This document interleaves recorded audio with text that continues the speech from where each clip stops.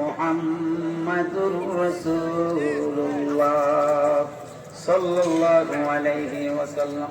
বাজার ভিতরে আওয়াজটা দিয়ে একটু মহব্বত করে। উপস্থিত ব্রাহ্মণবাড়িয়ার অন্তর্গত আলাকপুর হযরত শাহ সুফি জুলমত আলী শাহ রহমাতুল্লাহ আলাইহির মাজার প্রাঙ্গণে আয়োজিত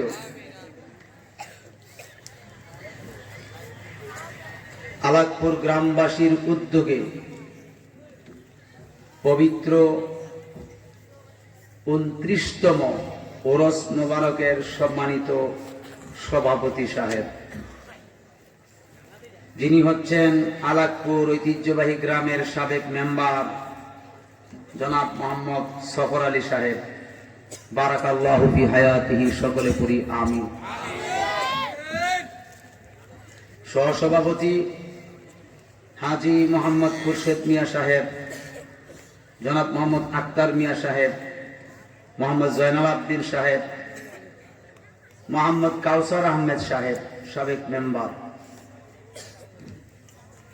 উপস্থিত রয়েছেন যিনি আমার পূর্বে সুললিত কণ্ঠে আলোচনা পেশ করেছেন, আপনাদের এই এলাকার কৃতি সন্তান, আমার অত্যন্ত মহব্বতের আশিকে রাসূল, সুমধুর কণ্ঠের অধিকারী, তরুণ তেজস্বী বক্তা, সুমধুর কণ্ঠের অধিকারী, শিরিনে জবান হযরত মাওলানা মোহাম্মদ সেলিম হুসাইন সুন্নি আল কাদরি সাহেব, শিক্ষক, সাদেকপুর ইসলামিয়া দাখিল মাদ্রাসা, মাদ্দাজিল্লাহুল আলিয়া, বারাকাল্লাহু ফি হায়াতিহি ওয়া ইলমিহি, জোরে বলি আমিন। উপস্থিত রয়েছেন প্রধান বক্তা, তিনিও আপনাদের এলাকার কৃতি সন্তান, সুমধুর কণ্ঠের অধিকারী, আমার অত্যন্ত মহব্বতের হযরত মাওলানা তরিকুল ইসলাম গোলাপ আল কাদরি সাহেব, অধ্যয়নরত কামিল, দ্বিতীয় বর্ষ, কাদেরিয়া তৈবিয়া কামিল মাদ্রাসা, ঢাকা, মাদ্দাজিল্লাহুল আলিয়া, বারাকাল্লাহু ফি হায়াতিহি ওয়া ইলমিহি, জোরে বলি আমিন। উপস্থিত রয়েছেন আশিকে রাসূল হযরত মাওলানা রফিকুল ইসলাম আল কাদরি সাহেব, হেড মাওলানা কুড়িগড় উচ্চ বিদ্যালয়, আশিকে রাসূল হযরত মাওলানা জায়েদুল হক সাহেব, হেড মাওলানা বরাইল হুসাইনিয়া উচ্চ বিদ্যালয়, খতিব দামসাইল বাজার জামি মসজিদ, আশিকে রাসূল হযরত মাওলানা হাফেজ আমির হুসাইন সাহেব, খতিব আতা মসজিদ, বংশাল, ঢাকা, আশিকে রাসূল হযরত মাওলানা জুবায়েদ আহমেদ সাহেব, পেশ ইমাম, আলাকপুর উত্তরপাড়া জামি মসজিদ, হযরত মাওলানা আমিরুল ইসলাম সাহেব, মাওলানা মুশাহিদুল্লাহ সাহেব, মাওলানা মকবুল হুসাইন সাহেব, মাওলানা হেফজুল বারি নিজামী সাহেব, মাওলানা কারি ফারুক আহমেদ সাহেব, সার্বিক সহযোগিতায় যিনি আছেন আমার শ্রদ্ধাভাজন, আমার প্রাণের প্রিয় মানুষ, ব্যক্তিত্ব, যিনি আলাকপুর গ্রামের বিশিষ্ট ব্যবসায়ী, যিনি সৌদি আরবে অবস্থানরত, আমার ভাই মোহাম্মদ মুসলিম উদ্দিন সাহেব, এবং বিশেষ করে ফকির রতন মিয়া, জামাল মিয়া, দোলাল মিয়া, হানিফ মিয়া, ওবায়দুল হক, গোলাপ মিয়া, রাহিম মিয়া, যিনি আজকের এই মাহফিলের সৌজন্যে রয়েছেন মোহাম্মদ শাহাদাত হোসেন, আর যেই ব্যক্তিটা আমার সঙ্গে অহরহ যোগাযোগ পেশ করতে, সে হচ্ছে মোহাম্মদ তাজুল ইসলাম। দিগার কাবিল এহতেরাম মুহাক্কিক উলামায়ে কেরাম, তোলাবায়ে কেরাম, হাজী আজম, মুরব্বী নিজাম, যুবক বাবাজিরা, ছোট ছোট মাসুম বাচ্চারা, পর্দানিশীন মা বোন, মহান আল্লাহ পাকের দরবারে কোটি কোটি শুকরিয়া, যিনি আমাদেরকে এক এক আরামের গুণ থেকে হারাম করে দিয়ে এই বেহেশতের বাগানে আসার বসার তৌফিক দিয়েছেন। মহাব্বতে পড়ি আলহামদুলিল্লাহ। বাগান আওয়াজটা কি জোরে দিলে গুণ হইব? এরে তিনবার বলেন আল্লাহ, আর একটু জোরে সরে বলি আল্লাহ, আওয়াজ করে বলেন আল্লাহ। মারহাবা বলেন। কোটি কোটি দরুদ ও সালাম সে নবী পাকের দরবারে, যিনি উম্মতের দরদি, উম্মতের কান্ডারি। বলেন ইয়া রাসূলুল্লাহ, আওয়াজ করে বলেন ইয়া রাসূলুল্লাহ, বলুন ইয়া রাসূলুল্লাহ। আবার আমরা বলি তিনবার, বলুন ইয়া ওলি আল্লাহ, জোরে সরে বলি ইয়া ওলি আল্লাহ, ইয়া ওলি আল্লাহ। বাবাজিরা আমার, অনেক আলোচনা শুনছেন, আমি আপনাদেরকে বেশি কষ্ট দেব না। মাত্র আধা ঘন্টা 40 মিনিট একটু কথা বলবো, আলোচনা করব, এরপরে আপনাদেরকে নিয়ে একটু দোয়া মোনাজাত করবো। কষ্ট হইতো না তো? সিন্নি আসেনি? সিন্নি তবারক আছে? তবারক বিরিয়ানি বালুবনি, মাশাআল্লাহ মাশাআল্লাহ। এরা যেন কষ্ট করলে যেন অন্তত শেষকালে একটু মাইরা যাইতে পারে। পোল্ট্রি না বাবা, গরু দিয়া চালাইবো আপনারা। বাগান কত সুন্দর বিল্ডিং দিছেন, দিছেন না? টিন দিয়া কাঠকুয়ারি করে বেড়া দিয়া ঘর বানাইছেন, কি আরামসে খাট পালঙ্গে ঘুমাইতেছেন, লেপ তো সুখ দিয়া, ঠিক নেই? এই জায়গাটা চিরকাল থাকবেন নি? হ্যাঁ, থাকতেন না? মনে করেন শ্বাসটা বন্ধ হয়ে গেছে, রাখবো নি? এক রাখুন জনিত তো, মা বাবা ছেলে মেয়ে স্ত্রী কন্যা, বেশি না খালি বড় জোর জুলুম হইলে রাত্রটা, এরপরে তো করবো যে দিদি গন্ধ করতেছে, বাইর করে লাও, হাতে লিখো না। বাবাজিরা আমার, এখানে কি আমার বাবাজিরা, যাই কিছু করেন না কেন, বিল্ডিং করেন, 10 তলা বাড়ি করেন, শ্বাসটা বন্ধ হয়ে গেলে মাটির নিচে আপনাকে ফেলে দিবে, ঠিক কিনা বলেন?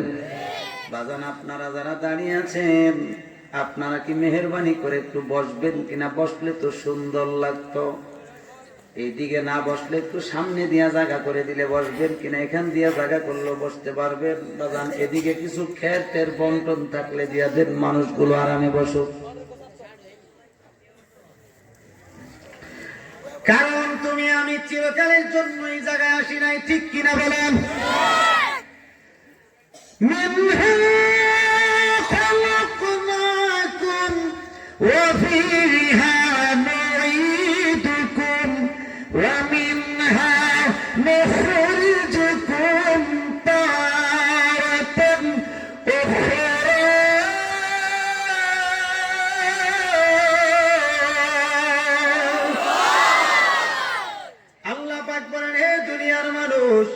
কিসের তো অহংকার করো, কিসের তো তাকাব্বুরি করো?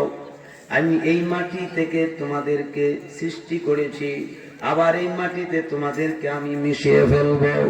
আবার কঠিন হাসরের ময়দানে 50,000 বৎসরের সময়সীমা যে ময়দান, ওই ময়দানে আমি তোমাদেরকে এই মাটি থেকে বীজ বপন করলে যেভাবে বীজ বের হয়, ধান ছিটাইলে যেমনি ভাবে বীজ বের হয়, ওই বীজের নেড়ে হাসরের ময়দানে তোমাদেরকে বের করবে। আল্লাহ পারবো নি? কোন জোরে কর না, পারবো নি? মনে করেন এখনো যদি ইচ্ছা করে আল্লাহ কিয়ামত করতে পারে কি পারে না? কারণ এটা তো একটাই সারা। আল্লাহ যদি বলে ইসরাফিল সিংহাটা ফুক জ্বালা জিরাও আরো, কি করলাম? আল্লাহ পাক বলেন কুল্লু মান আলাইহা ফান ওয়া ইয়াবকা ওয়াজহু রাব্বিকা যুল জালালি ওয়াল ইকরাম। জোরে কন্না সুবহানাল্লাহ। সূরা রহমানে আছে। আমার আল্লাহ বলেন तमाम সৃষ্টি জগৎ ধ্বংস হয়ে যাবে, প্রলয় হয়ে যাবে, নিচের জমিন উপরের দিকে উঠতে থাকবে, পাহাড়গুলো তুলার মতো উঠতে থাকবে, মসজিদ করে উড়ে উড়ে জান্নাতে চলে যাবে। আর আসমান থেকে আগুনের স্ফুলিঙ্গ অর্থাৎ অগ্নিকুণ্ড খন্ড খন্ড হয়ে জমিনে পড়তে থাকবে, যেই জায়গাতে পড়বে একেবারে ধ্বংস হয়ে যাবে। একমাত্র ওই দিন আমার আল্লাহ ছাড়া আর কেউ হবে না, কেউ থাকবে না, সব কিছু ধ্বংস হয়ে যাবে। আমার আল্লাহর কোরআনের ঘোষণা কুল্লু মান আলাইহা ফান ওয়া ইয়াবকা ওয়াজহু রাব্বিকা যুল জালালি ওয়াল ইকরাম।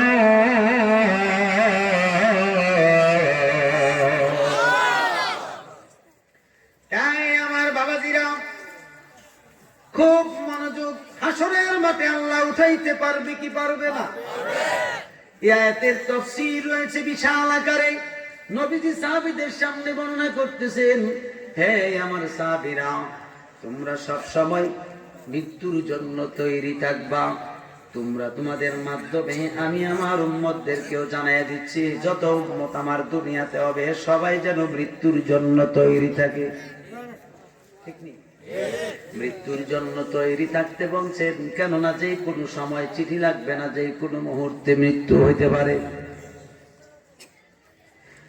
গুনিয়াতুত তালিবিন নামক একটা কিতাব রয়েছে হুজুর গাউসে পাকের। হুজুর গাউসে পাক চমৎকার ভাবে কিতাবটা লিখছেন। এই কিতাবটা অগণিত আলেম ওলামাদের কাছে মওজুদ আছে। এই কিতাবটাতে একটা ঘটনা রয়েছে, যে ঘটনাটা শুনলে আপনাদের ভয় লাগার কথাই স্বাভাবিক, কারণ মৃত্যু কাউকে চিঠি দিয়ে আসে না। কথা ঠিক কিনা? মরণ কাউকে চিঠিপত্র দিয়ে আসে না, অথবা টেলিফোন করে আসে না। যখন তোমার সময় হবে সঙ্গে সঙ্গে তোমার মৌত হয়ে যাবে। হুজুর গাউসে পাক একদিন আসর নামাজের পরে 40-41 জন ভক্ত মুরিদ নিয়ে তিনি মসজিদ থেকে বের হয়ে জমিনের মধ্যে লাইন লাইন দিয়ে হাঁটাহাঁটি করছেন। সবুজ ঘাস থেকে নূর নিচ্ছেন, বলেন সুবহানাল্লাহ। কোন ঘাস থেকে? সবুজ ঘাস। এই সবুজ ঘাস হলো আমার নবীজির প্রিয় প্রিয় উদ্ভিদ, বলেন না সুবহানাল্লাহ। কারণ এই সবুজ ঘাসের দিকে যখন কোনো মানুষ তাকাবে মহাব্বতের নজরে, ওই যে নবীজির কে কেন্দ্র করে তাকাইবে, আল্লাহ রাব্বুল আলামিন নবীজির মহাব্বতে তাকানোর কারণে তার চোখের তারা আল্লাহ বাড়িয়ে দেয়। আর যদি লালের দিকে তাকা, লাল একবারে চোখের কাল বানায় উঠিয়ে দিব, পাওয়ার কমে যাবে। সবসময় সবুজের দিকে তাকাইবে। কিসের দিকে? সবুজ। মনে থাকবে। দেখেন, না বললে পারি না, সবুজ ঘাসের উপরে ছেলেরা, মেয়েরা এবং মানুষ প্রস্রাব করেনি? কারণ এখানেও তো সবুজ ঘাস আসেনি। প্রস্রাবে ধরছে, রাস্তায় চলতেছে, ভাত করে বসে সবুজ ঘাসের উপরে শেষ সেরেছে। যে প্রস্রাবটা করছে, করা মাত্র এই সবুজ ঘাসটা আর বাঁচে না, জ্বল্লা যায়। কি যা? পুইরা যায়। আপনারা বলেন তো, আমার নবীজির যে রওজা মুবারক কানার গম্বুজ মুবারক কোন রঙের? সবুজ রঙের। এটা কেন হয়েছে জানেন? কারণ বেহেশতি পোশাক হলো সবুজ। বেহেশতি পোশাক কি? সবুজ। এবং বেহেশতি যত ফেরেশতা আছে বেহেশতের ভিতরে সবাই সবুজ রঙের পোশাক। আপনারা একটু বিবেচনা করে এই সবুজ ঘাসের উপরে প্রস্রাব পায়খানা করবেন। ভাইরা আমার, খুব মনোযোগ। হুজুর গাউসে পাকের কথা বলছিলাম। আল্লাহ কিয়ামতের ময়দানে আবার বের করতে পারবো কি পারবো না? হুজুর গাউসে পাকের আল্লাহ পাক এমন একটা সুযোগ দিয়ে দিয়েছেন দয়াল নবীজি, এত পাওয়ার দিয়েছেন হুজুর গাউসে পাকরে তিনি 12 বছর পরে মৃত মানুষ বের করতে পারে। তিনি কি করতে পারছে? বের করছেন। দেখেন কিভাবে।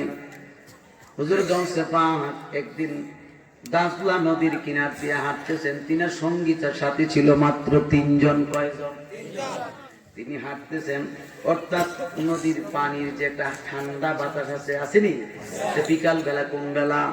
আসর নামাজের পরে বিকাল বেলা তিনি কি করছেন? এমনি ভাবে হাঁটতেছেন আর ঠান্ডা বাতাস খাইতেছেন। হঠাৎ করে গুনগুন কান্নার আওয়াজ শুনতেছেন। মনে হচ্ছে যেন একজন মহিলা কান্না করতেছে।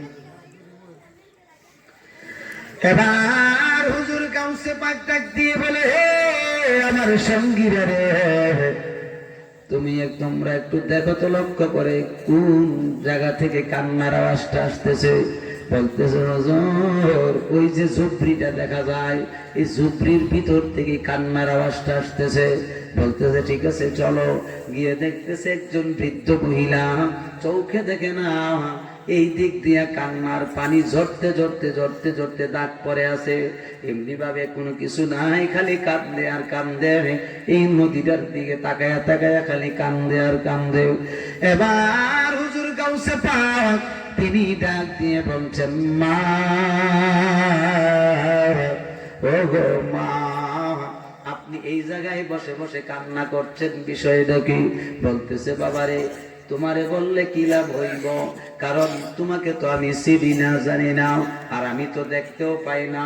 এই দেশের ভিতরে এই বাগদাদ শরীফে একজন আল্লাহর ওলি আছে, যার নাম হলো আব্দুল কাদের জিলানী বাগদাদী আল গিলানী। তার সাথে যদি আমার সাক্ষাৎ হইতো, তাইলে আমার দরখাস্তটা করলে কাজে আসতো। একটু জোরে কর না সুবহানাল্লাহ। আপনারা বলেন তো দেখি, কে কথা বলতেছে? মহিলার সাথে কে কথা বলতেছে? কত বড় বিষয়! মহিলার ঈমান কত বড় শক্ত! উনার কাছে যদি বলতে পারতাম, তাইলে কিছু একটা বিষয় আমি পাইতাম। ডাক দিয়ে বলছে, মা, ওই আব্দুল কাদেরকে কোনদিন আপনি দেখছেন? বলে, না, দেখি নাই। কথাবার্তা বলছেন? না, বলি না। তাইলে মা একটা কাজ করেন, দেখি আমার কাছে একটু আপনার দুঃখটা খুলে বলেন, দেখি আপনার জন্য আমি কিছু করতে পারি কিনা। বলতেছে, বাবা আপনার নাম কি, আপনার পরিচয় বলেন। আম্মা জাহান, পরিচয়টা পরে দেব, আগে আপনার দরখাস্তটা করেন, দেখি কোন ব্যবস্থার লাইন পাওয়া যায় কিনা। ডাক দিয়ে বলছে, বাবা আমি বড় দুঃখিনী একজন মা। আমার একটা সন্তান ছিল, আর কোন সন্তান নাই। এই সন্তানটা যখন আমার পেটে ছিল, তার আব্বা ইন্তেকাল করেছিল। আমার এই সন্তানটা জন্ম হইয়া তার আব্বার দেখে নাই। আমিও আর দ্বিতীয় স্বামী গ্রহণ করি নাই। এই সন্তানটার দিকে তাকাইয়া আমি নিজের জীবনটা কাটাইয়া দিয়েছি। মানুষের বাড়িতে কাজকর্ম করে করে এই সন্তানটারে লালন পালন করেছি। অথবা তিনি বলতেছেন, না, আমার অগাধ সম্পত্তি আছে, আমি শুধু সম্পত্তির কাজকর্ম করে করে আমি সন্তানদারে লালন পালন করেছি। মহিলারা অনেক মানুষ আছে আমার এই সম্পদগুলো দেখাশোনা করে, কিন্তু এটার ওয়ারিসান সূত্রে আমার এই ছেলেটা ছাড়া আর কেউ ছিল না। বাবারে, যখন আমার ছেলেটা আর বিবাহের উপযুক্ত হয়েছিল, আমি না 12 জন বরযাত্রী সঙ্গে দিয়া এই নদীর ওই পারে পাঠিয়েছিলাম একটা নৌকা দিয়া। বিবাহ শাদীর শেষে তারা চলে আসবে, কিন্তু আসার পথে রে, ও আমার বাবা, আমি শুনতে পাইলাম, জানতে পারছি মানুষের মাধ্যমে, একটা নৌকা পানির নিচে ডুবে গেছে।